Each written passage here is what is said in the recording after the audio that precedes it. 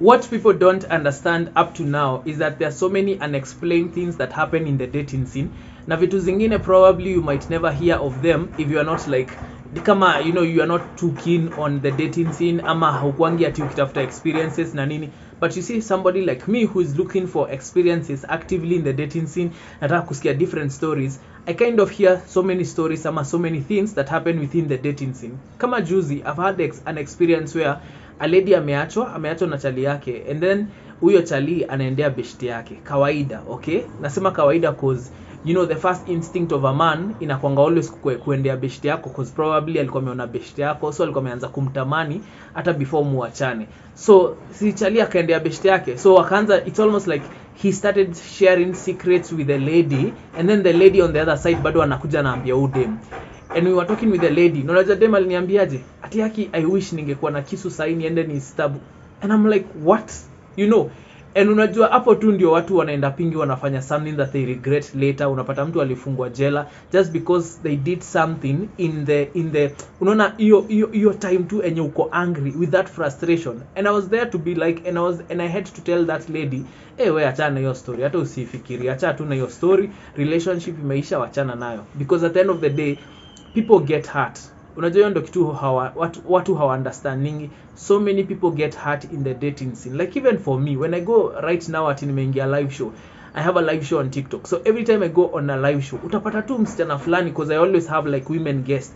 Utapata tu msichana fulani manze ame decide tu mimi ndio ataonesha attitude hiyo siku. And you try to ask her a question, hataki kujibu. You try to ask this, you try to to run the conversation, and it's almost like anakupe attitude. Hadi unakaa chini unajiuliza, kwani nimefanyia nini huyo mtu? So it's very important to understand that kuna vitu how to understand within the dating scene that continue to happen. Number one thing could be the fact that kuna mtu hajai date, kuna mtu hajai kuwa in love, kuna mtu hajui mapenzi ni nini, okay? So for them, they probably go, wanaanza kujuana na mtu, wanaona, they start to fear, they start to see, umse anaweza ni heartbreak, anajitoa even before it becomes anything.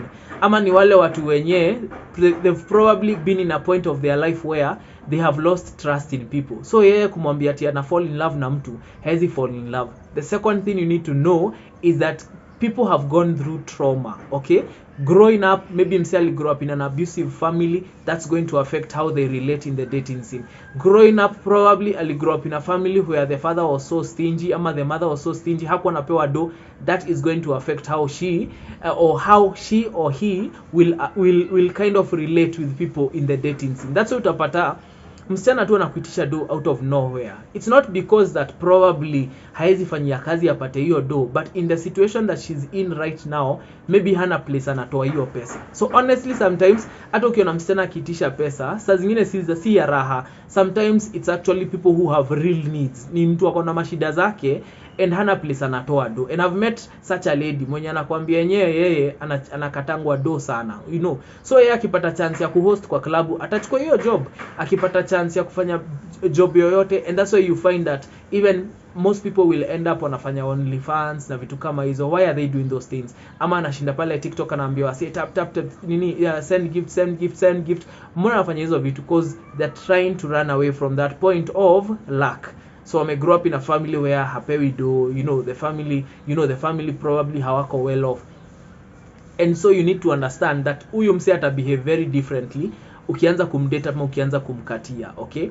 The other thing that you need to understand that it doesn't have, it's an unexplained thing in the dating scene, is the fact that because of those traumas, you see people will act differently. So kuna mtu mwenye akona daddy issues, kuna mtu mwenye probably they've lost their loved one, ashai lose madhake ama budake, they are going to relate very differently. Mse mwenye ame lose budake, utapata especially if it's a lady, utapata she's more like more nizasema aje, like huyo ni mse anaweza fall in love haraka sana, because they want that, siwezi sema fatherly love, but they want that gap. They want to fill that vacuum enye probably budake aliacha, and especially kama it's recent, like maybe the passing may happen recently. So you need to understand that even when you go into the dating scene, you're dealing with people wenye maybe wame lose their loved ones, you know, and maybe saa wewe ndio umekuja kwa life yao in that time, una deal na watu wenye wali grow up na shosho yao, so now that's another experience. Unapata sasa huyo si mzazi, unajua mzazi wako venye atakulea na venye utalewa na mtu mwingine, it's very different. So now you need to know that even when you see somebody does not reciprocate the love that you are giving them, unafaa kujiuliza family background yao iko aje. Okay, another unexplained thing is the fact that unaweza taka ku approach mtu but then you feel, yani it's like ulikuwa unataka ku approach mtu na ulikuwa umejiambia uta approach mtu, and then you get there and you are like, it's almost like you can't talk, it's almost like una feel ni kama mdomo imeshindwa kufunguka, unashindwa kuongea.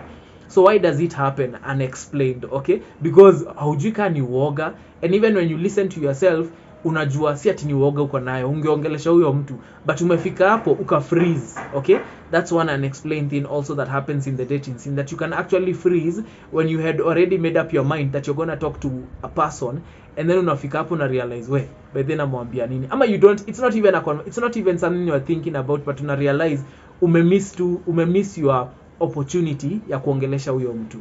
Another unexplained thing in the dating scene naweza sema ni there are some people who are deeply toxic. Nimeongelea story ya watu kukuwa na attitude.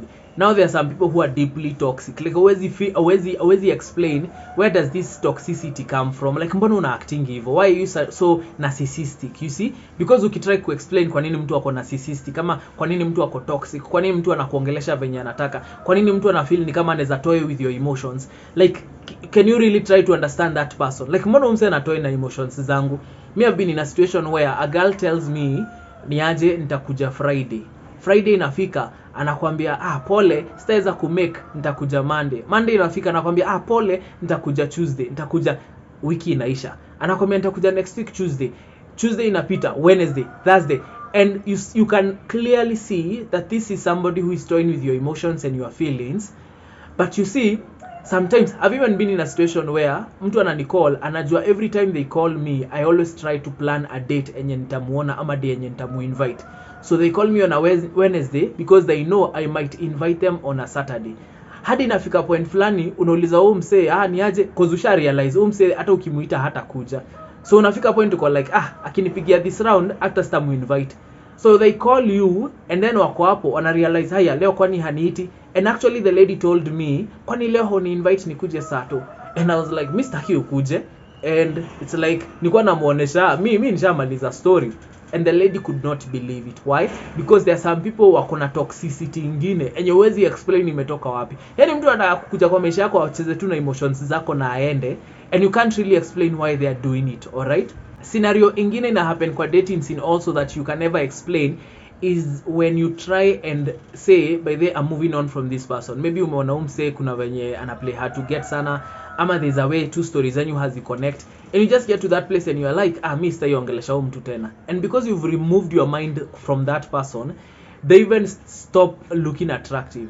Usha experience hiyo kitu, yani ulikuwa like mse na ulikuwa umependa mse, but now because ushaona huyu mtu hakuna pale mnaenda ama hakuna venye hata hakupei hopes yeye mwenyewe, attraction inaisha, and you look at them and it's almost like you're looking, if you're looking at a lady, it's almost like you're looking at a man. Do how feel anything for them, you don't feel any attraction. So the same way you were able, so the same way ulikuwa feel, so in the same way ulikuwa feel ati umse uko attracted to them, they look nini na nini, in the opposite side una feel hey by the way after umesha move on una feel saa umse. So literally hadi unaweza mlenga mtu mwenye ulikuwa na look forward to seeing, you can actually get to that point where hata utaki kumuona, hata unawish mswai patana tena, unawish aswai kucall tena, you just delete their number and you move on. And you see it's unexplained because kwani hiyo feeling ya kumpenda ilienda wapi, your attraction kwani ilienda wapi? Another thing you can also think about that is unexplained is the fact that unaweza meet mtu leo and you connect so deeply, unashindwa kwani tulikuwa tunajuana na huyu mtu in another life ama ni nini, because it's almost like you know each other, you are connecting so deeply.